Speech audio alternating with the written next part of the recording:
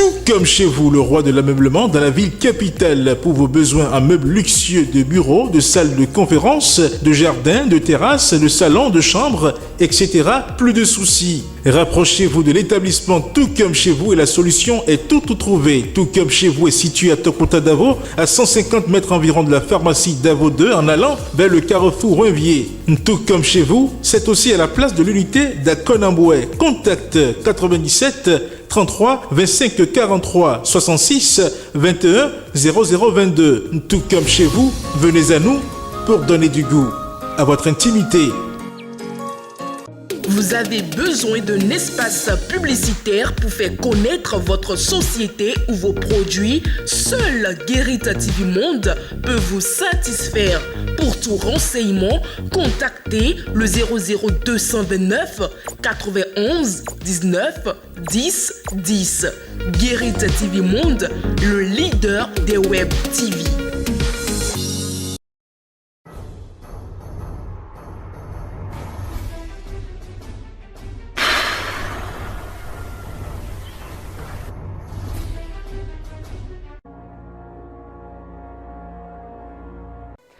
Amis internautes de Guérit TV Monde, bonjour et bienvenue dans votre émission Tour d'Horizon. À l'ouverture de ce numéro de votre émission, nous démarrons par la revue des titres. Fidèle internaute de Guérit TV Monde, bonjour. Mercredi 2 août 2023, la Guérit, le quotidien maison sort avec comme manchette Dandy Yamou, de nouveaux professeurs titulaires de droit public. Le triomphe d'une brave dame. Fête de l'indépendance au Bénin, le point des manifestations. Olga Kitobi communie avec 81 élus locaux de Sakété. La mémoire des morts honorée par le maire Chalman Yankoti. Le maire Christian Rouchenou rend hommage aux citoyens morts pour la liberté. Et puis Vitali Boton lance la première édition de la Coupe de l'Union dans la ville capitale. À la une du quotidien Le Télégramme, Bénin, affaire Talontiens, DSCOM. Le juge se déclare incompétent. Et puis Côte d'Ivoire, décès de l'ex-président Henri Konan Bédié. Quotidien La Cloche, 63 ans d'indépendance du Bénin, festivités sobres et coloriées. Nord-Sud quotidien, Niger, plusieurs pays contre une intervention militaire.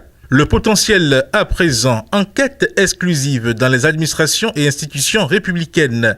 L'argent public volé, de hauts cadres trempés, des révélations à suivre. Le dispositif anticorruption de Talon et la justice en alerte maximale. Le journal déballe de gros scandales en ce mois d'août 2023. Le Soleil, Bénin Info, politique dans la sous-région. Le front des putschistes ouest-africains va-t-il viser Abidjan? Point d'interrogation. Menace d'intervention militaire au Niger, le non argumenté de 3 organisations africaines. Quotidien Le Matinal, sanctions des pays de la CEDEAO et de l'UEMOA contre la junte. La frontière principale du Bénin avec le Niger fermé. Dossier Tiens DSCOM à la criette, le juge se déclare incompétent. Au sujet de la situation actuelle au Niger, Daibi Info titre « La BCAO ferme ses agences à Niamey ». L'indépendant à présent, Wilfried Rungwedi sur une éventualité pour le président de briguer un 3e mandat. Le 3e mandat n'est pas dans le logiciel du président Talon. Les 4 vérités. Décès de Henri Konan Bédié à 89 ans, mort d'un géant de la politique ivoirienne. Et puis coup d'État au Niger, l'Algérie met en garde la CEDEAO contre une intervention militaire. Le Chasseur Info, rentrée scolaire 2023-2024, l'intégralité du calendrier scolaire et des manuels scolaires en vigueur. Retour maintenant au quotidien Maison pour boucler cette revue des titres. 3e édition du recensement général des entreprises. L'Instad lance les travaux. Et puis coup d'État au Niger, jusqu'où ira la CEDEAO? Fidèle internaute de Guérit TV Monde, ce sera tout pour la revue des titres de ce mercredi 2 août 2023. Le Bénin a commémoré ce 1er août 2023 son 63e anniversaire d'accession à l'indépendance. Quel bilan peut-on faire après plus de 6 décennies de souveraineté? À propos, suivons Franck Ogou dans l'invité du jour.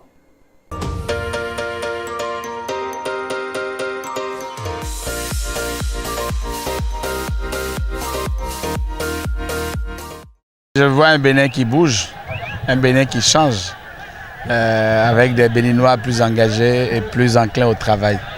Et c'est positif et c'est à souhaiter que dans les années à venir, que notre pays présente un visage meilleur. En tout cas, aujourd'hui, on ne peut que féliciter les dirigeants de ce pays qui ont pris à bras le corps le développement de la nation entière. Et aujourd'hui, plus aucune commune ne se trouve en retard ou lésée par la politique générale de développement. Je pense que nous sommes sur la bonne voie. C'est vrai qu'on n'a pas encore atteint le niveau des autres, mais nous sommes sur notre voie et nous espérons que d'ici 65 ans, 70 ans, 100 ans, un siècle, on sera un pays mieux épanoui, où les citoyens sont mieux épanouis, où les infrastructures, il y a plus d'infrastructures qui font la fierté de ce pays-là.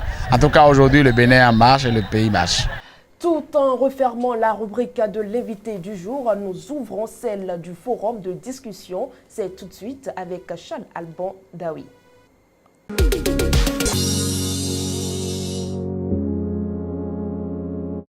De retour sur ce plateau avec Charles Alban Daoui. Charles Alban Daoui, bonjour. Oui, bonjour Latifat Kawé.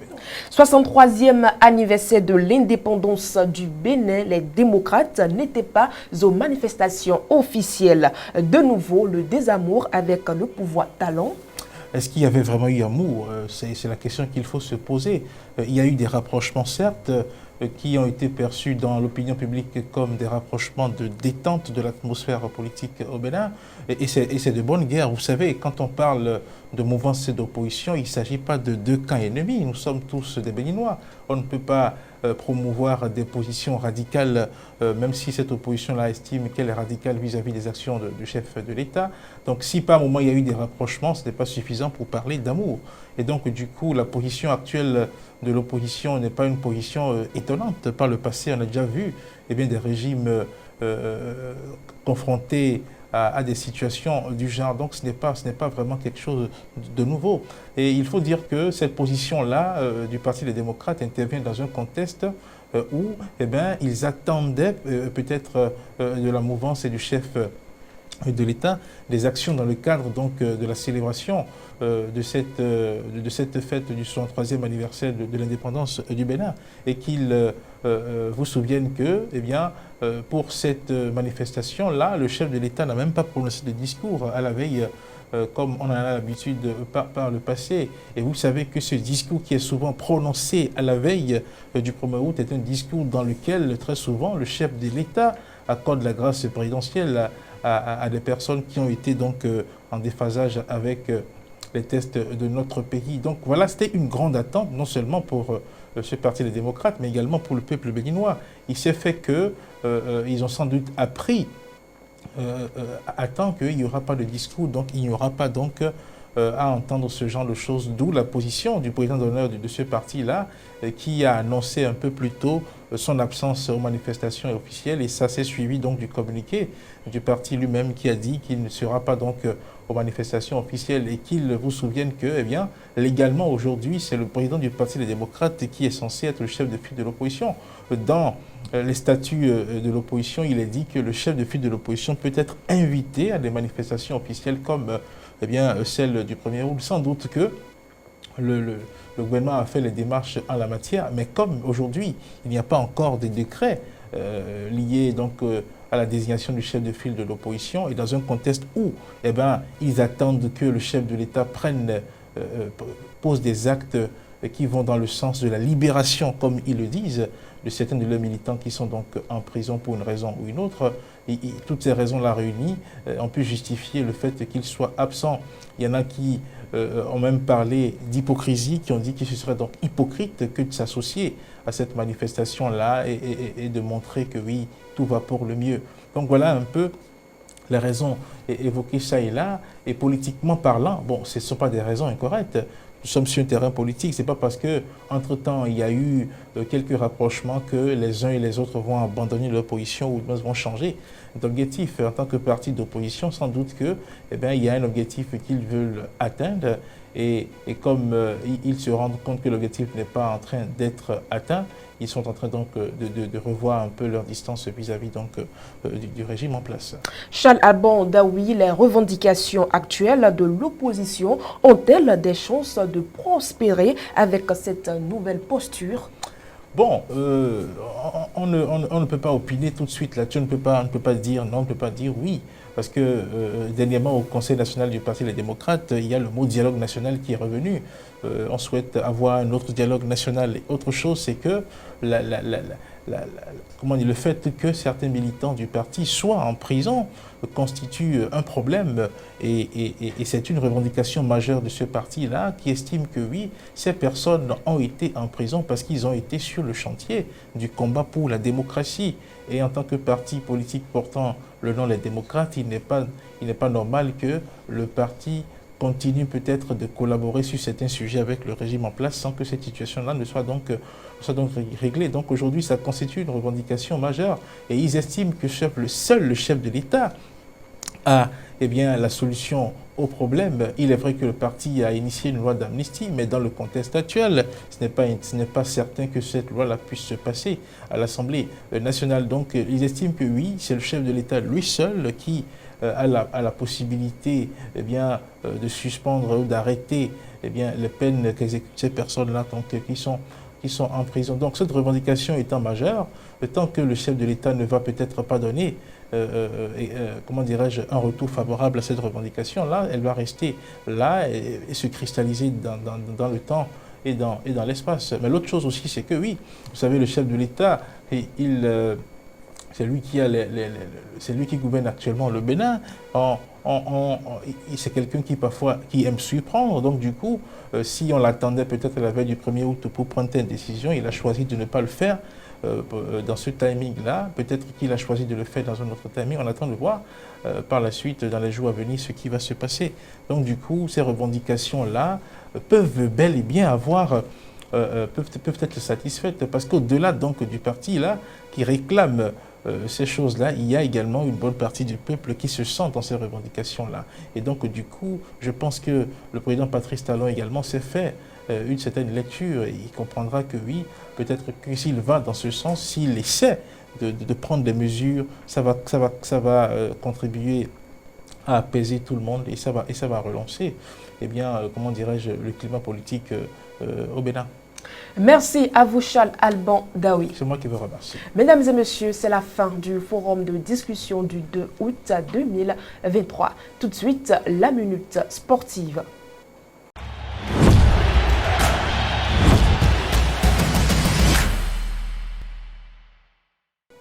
Au cœur de l'actualité sportive de ce matin, les Guépas juniors du Bénin filent en demi-finale des Jeux de la francophonie qui se déroulent à Kinshasa après le forfait de son adversaire, le Mali, déclaré perdant sur tapis vert. Evelyne Dossou pour les précisions. Le Bénin va disputer les demi-finales des Jeux de la francophonie qui se déroulent à Kinshasa. Les Guépas juniors ont obtenu le billet pour le dernier carré après le forfait du Mali. En effet, les aiglons adversaires des fauves béninois ont décliné cette confrontation. Conséquence, les hommes de Mathias Deguenon gagnent le match par 3-0 sur tapis vert. Une deuxième victoire pour la team 20 du Bénin, bourreau de la RDC lors de la précédente journée. Les Guépas finissent donc premiers de la poule A devant les Léopards juniors, deuxième avec 3 points. Le Bénin affrontera en demi-finale le leader du groupe B qui sera déterminé à l'issue du dernier match entre le Burkina Faso et le Congo-Brazzaville. Le Sénégal qui, de son côté, a enregistré une défaite contre les étalons U20 et un nul face au Congo-Brazzaville est éliminé du tournoi. Hôte de la compétition, la RDC est en sursis. Il a le rappelé, les Léopards juniors devront attendre le résultat de la rencontre Liban-Niger pour être sûrs de finir meilleur deuxième. Seul un match nul entre Libanais et Nigériens leur assurerait la qualification. En revanche, une victoire du Liban les condamnerait au profit du Cameroun, tombeur du Niger. Mesdames et messieurs, ne tissez plus jamais de lien d'amitié avec quelqu'un qui a tenté de détruire votre personnalité, vos finances ou votre relation. Car un serpent ne perd sa peau que pour devenir un plus grand serpent. Excellente journée à vous en notre campagne.